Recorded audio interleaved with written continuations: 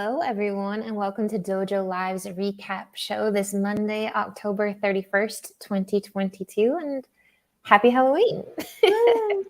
Woo! Boo. It's a little scary. As you can see, we've caught on to air a little late today. It's been a Monday of mishaps, time zone changes in parts of the world and not in other parts of the world, and I'm guessing all of the viewers can relate.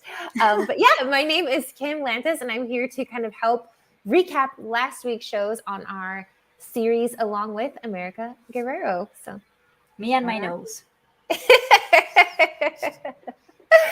last week we had three really great shows. Kicking us off was Peter Prizio, CEO at SnapAttack, and he talked about how the IOC is dead. Long live the TTP. I love that title. I know it. And after that, we were followed up by Spencer Maid, CCO at Origin Wireless, all about Wi-Fi sensing, the most ubiquitous tech you've probably never heard of.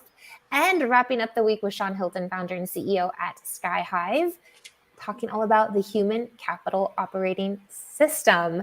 So let's kick it off with Peter's show. Peter Prizio, CEO of SnapAttack, answering the question of how. How can cybersecurity teams collaborate to understand the behavior of an attack to develop confident, resilient, and verifiable threat protection? What did you think of Peter's show, America? It was all about cybersecurity, and I'm being an expert now. I'm just kidding. I'm just learning every day. So it was all about cybersecurity, and I learned what IOC and TTP mean. So basically, IOC are indicators of compromise, and TTP are tactics, technologies, and procedures. Am I right? So those two, so. Yes, those two are different. I will ask Peter.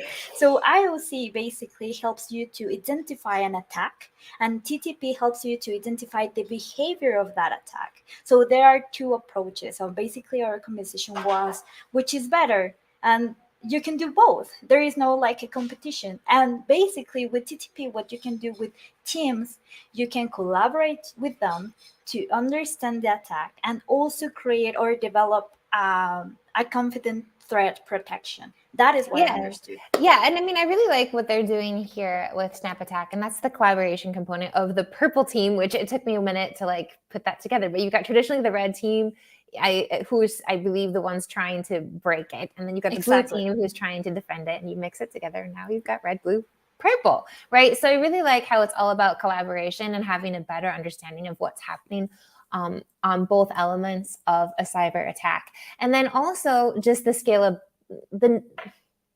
how using IOC only, I guess, is trying to mop up the ocean in some ways. Like it is necessary, but it's sort of easier, right, for hackers to manipulate and to change.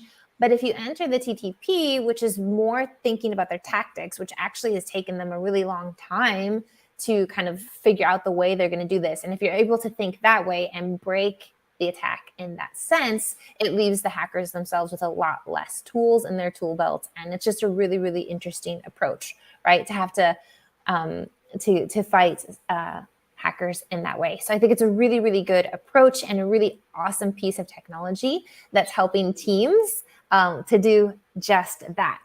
So if you're interested in how to make your cybersecurity better and easier and to get your teams collaborating, check out SnapAttack.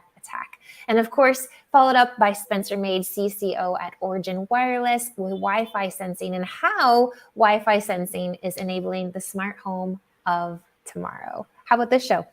I really like the conversation and the technology that they are using, and his story about his mom he shared with us. So basically they offer Wi-Fi waving in an environment to detect motions and send meaningful alerts to people. So basically, for example, he shared this example with his mom that his mom fell, and then now he can keep track of those movements without keeping an eye on her. Like, I don't know, there is it's fascinating with the Wi-Fi sensing. The way I understand it is they have this technology to actually utilize and work through devices and applications that we're already used to using anyway.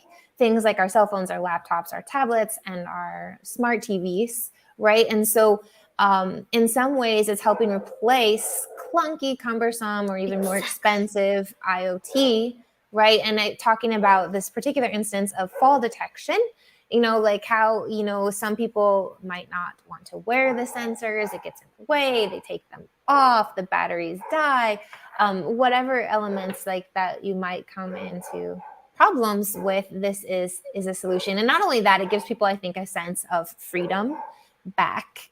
And I think that's extremely important to what they're doing. And so the technology itself is really fascinating. In this case, they're really honing in fall detection and helping, that element of human safety. But I think the applications here are endless, even in terms of just security, Healthcare. burglary. And I mean, you can just think of how much, the Wi-Fi sensing is a really, really, really cool piece of tech. And I just love how it's making it completely accessible, again, with the devices we're already using and familiar with. That's Origin Wireless. Amazing.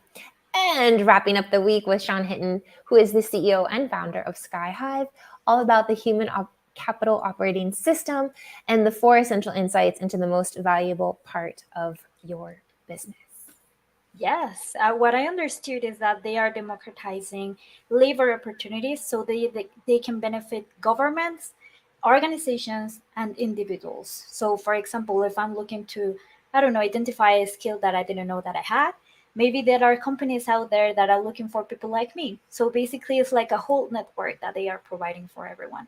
And I really like the impact, that his definition of world impact, that he has been working since he attended to this conference with women in Serbia. It was a great conversation. I won't say more. Yes, it's definitely worth the watch. I think the heart and the genesis of SkyHive makes for an incredibly, incredibly compelling story. Again, he himself, Sean, having been on a career path that, basically the origin of his own story helped launch him on a new career path, which is basically what SkyHive has the potential of doing for others, right? And that was really hearing the need for opportunities in, I think, refugees' stories, and just really having that sense of compassion and the ability to do something about it. And yes, creating this network, creating the artificial intelligence that's able to piece it all together.